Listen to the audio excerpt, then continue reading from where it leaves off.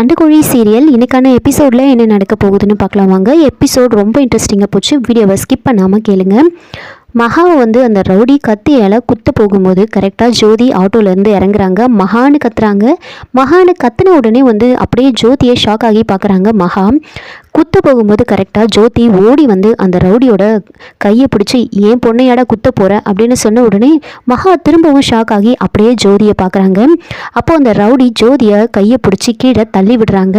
அப்போது மகாவுக்கு ஒரு சிலதெல்லாம் ஞாபகம் வருது.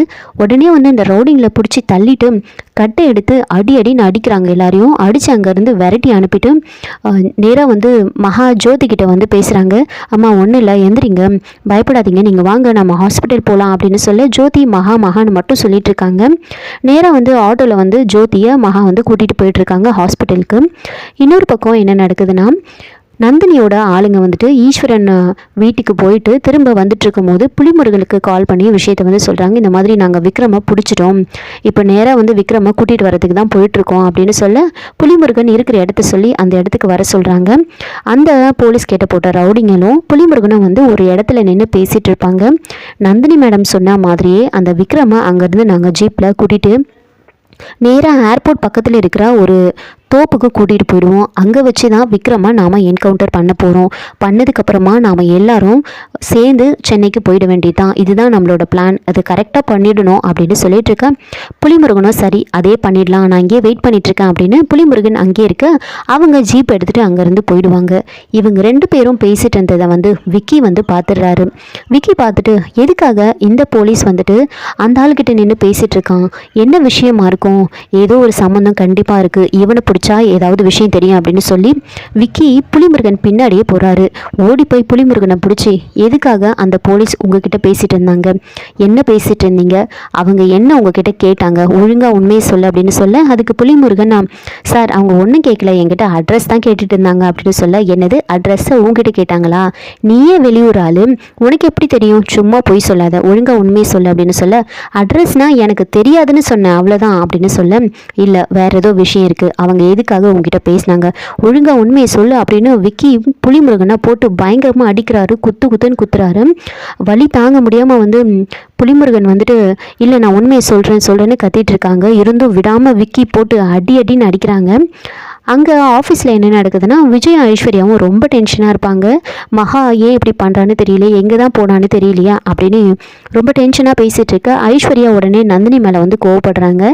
அத்தை ஒரு மாதமாக விக்ரம் மாமாவும் மகாவும் காணும்னு நாம் சரியாக சாப்பிட்ருக்க மாட்டோம், தூங்கியிருக்க மாட்டோம், எப்படிலாம் இருந்தோம், நாம் கோவில் கொள்ளன்னு இப்படி சுற்றிட்டு இருந்தோமே, இப்போது ஆஃபீஸ்க்கு வந்திருக்கா, அவளை இப்படி விட்டுட்டிங்களே, எனக்கு என்னமோ உங்கள் மேலே ரொம்ப சந்தேகமாக இருக்குது, நீங்கள் இங்கே தானே இருந்தீங்க, மகாவை போக விடாமல் பண்ண வேண்டியது தானே, என்ன தான் பண்ணிட்டு இருந்தீங்க நீங்கள் அப்படின்னு சொல்ல அப்போது நந்தினி என்ன இது மாற்றி இப்படி கேள்வி கேட்குறாங்க, நாம் எப்படி இவங்களை சமாளிக்கிறதுனே தெரியலையே, எனக்கு என்ன ஆசையாக மகாவை இங்கேருந்து அனுப்பி விடணும்னு, நான் மகாவை நல்லபடியாக பார்த்துக்க சொல்லி தான் பெருமாள் கிட்டே கூட சொன்னேன், அவளை எங்கேயும் போக விட்டுறாதன்னு கூட சொன்னேன், ஆனால் நான் அந்த டைம் பார்த்து தான் எனக்கு ஒரு ஃபோன் கால் வந்துடுச்சு, அதனால தான் நான் அங்கேருந்து வெளியில் போயிட்டேன், அந்த கேப்பில் அவள் போயிட்டுருக்கா, நான் என்ன பண்ணுறது அப்படின்னு சொல்ல அப்போ விஜய் அம்மா உங்களுக்கு ஃபோன் கால் வந்தால் நீங்கள் உங்கள் கேபின்லேயே பேச வேண்டியது தானே, பர்சனலாக இருந்தால் கூட உங்கள் கேபின்லேயே பேசலாமே, யார் அவங்க உங்களை ஒட்டு கேட்க போகிறாங்க அப்படின்னு கேட்க அப்போ நந்தினி முழிச்சிட்டு இருக்காங்க. என்ன பதில் சொல்கிறதுன்னு தெரியாமல் எனக்குமே இந்த விஷயத்தில் உங்கள் மேலே ரொம்ப சந்தேகமாக இருக்குமா,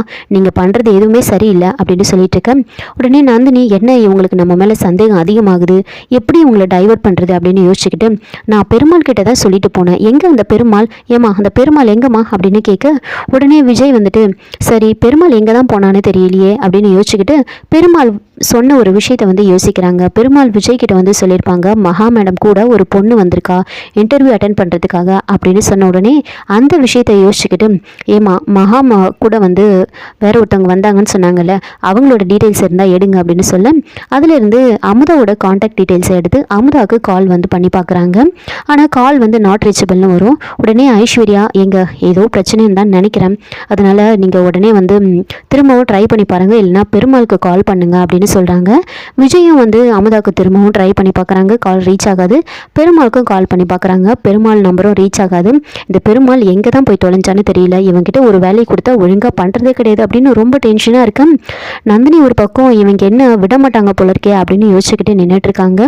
இன்னொரு பக்கம் அசின் வந்துட்டு கையில் தாலியோட வந்து விக்ரம் பற்றி யோசிச்சுக்கிட்டு நடந்து வந்துட்டுருப்பாங்க. அப்போது அந்த வழியாக போடுவங்க அசின் கிட்ட வந்து சொல்கிறாங்க, என்னம்மா நீ கையில் தாலியை வச்சு சுற்றிட்டு இருக்க, உங்கள் மாமா வீட்டில் நிறைய போலீஸ் வந்திருக்காங்க, உங்கள் மாமாவை அரெஸ்ட் பண்ணி கூட்டிகிட்டு போகிறாங்களா அப்படின்னு சொன்ன உடனே அப்படிலாம் இருக்காது, நீங்கள் போய் சொல்கிறீங்க அப்படின்னு சொல்ல, ஏமா நீ வேணா நீயே போய் வீட்டுக்கு போய் பாருமா அப்படின்னு சொல்கிறாங்க.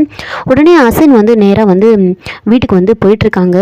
அங்கே விக்ரமா வெளியில் கூட்டிகிட்டு வந்து அப்படியே நிற்க வச்சிட்ருப்பாங்க. அப்போது காளிமுத்தும் வேணியும் ரொம்ப கெஞ்சிட்ருக்காங்க, தயவு செஞ்சு விட்டுருங்க, என் பையன் அந்த மாதிரி தப்பெல்லாம் பண்ணியிருக்க மாட்டான் அப்படின்னு சொல்ல, ஏம்மா இன்ஸ்பெக்டர் வர நேரம்மா, நீங்கள் எதுவாக இருந்தாலும் கோர்ட்டில் பார்த்துக்கோங்கம்மா, அப்படிலாம் உங்கள் பையனை வந்து விட்டுற முடியாது அப்படின்னு சொல்லிட்டு இருக்க. கரெக்டாக அந்த ஜீப் வந்து வருது. வந்த உடனே நேராக அந்த ரவுடி வந்துட்டு விக்ரம பலார்னு அறையிறாங்க.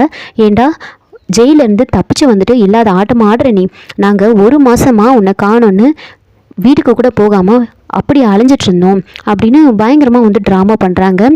அப்படிலாம் வந்து உன்னை விட்டுட்டு போக முடியாது, ஒழுங்காக வந்து ஜீப்பில் ஏறு அப்படின்னு சொல்லி விக்ரம் வந்து கூட்டிகிட்டு போயிட்டு ஜீப்பில் ஏற்றுறாங்க.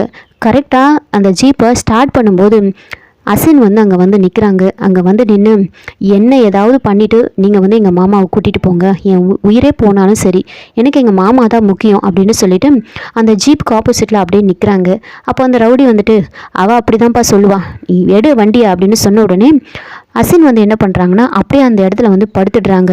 என் மேலே ஏற்றிட்டு நீங்கள் எங்கள் மாமாவை கூட்டிகிட்டு போங்க அப்படின்னு சொன்ன உடனே அவங்களுக்கு என்ன பண்ணுறதுனே புரியல. காளிமுத்தும் வேணியும் வேணாமா விட்டுருமா அப்படின்னு சொல்லிட்டு இருக்காங்க. அங்கே விஜய் ஐஸ்வர்யாவும் ரொம்ப டென்ஷனாக இருப்பாங்க. அப்போது நந்தினியும் ஒரு பக்கம் டென்ஷனாக இருப்பாங்க. கரெக்டாக நந்தினிக்கு வந்து அந்த ரவுடி வந்து கால் பண்ணுறாங்க.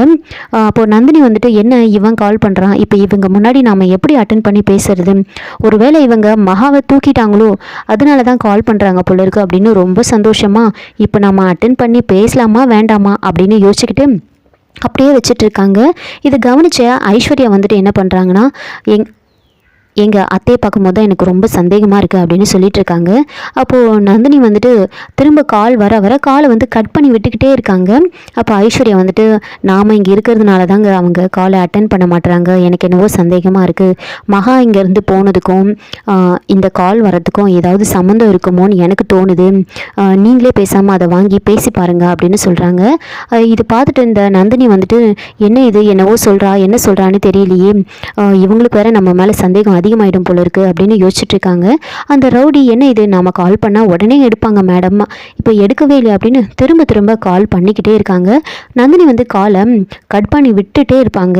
அப்போ கடைசியாக அந்த ரவுடி கால் பண்ணும்போது விஜய் வந்துட்டு சொல்கிறாங்க, ஆமாம் இன்னும் காலை வந்து கட் பண்ணாதீங்க, கொடுங்க நான் அட்டன் பண்ணி பேசுகிறேன் அப்படின்னு சொல்லிட்டு நந்தினி கிட்டேருந்து ஃபோனை டக்குன்னு பிடுங்கிடுறாங்க. வாங்கிட்டு அந்த நம்பரை அப்படியே பார்க்குறாரு. பார்த்துட்டு அட்டன் பண்ணி பேசலான்னு வரும்போது இந்த எபிசோடை வந்து முடிச்சிருக்காங்க. என்னோட ரிவ்யூ பிடிச்சிருந்தா லைக் பண்ணுங்கள், மறக்காமல் சப்ஸ்கிரைப் பண்ணுங்கள். தேங்க்யூ.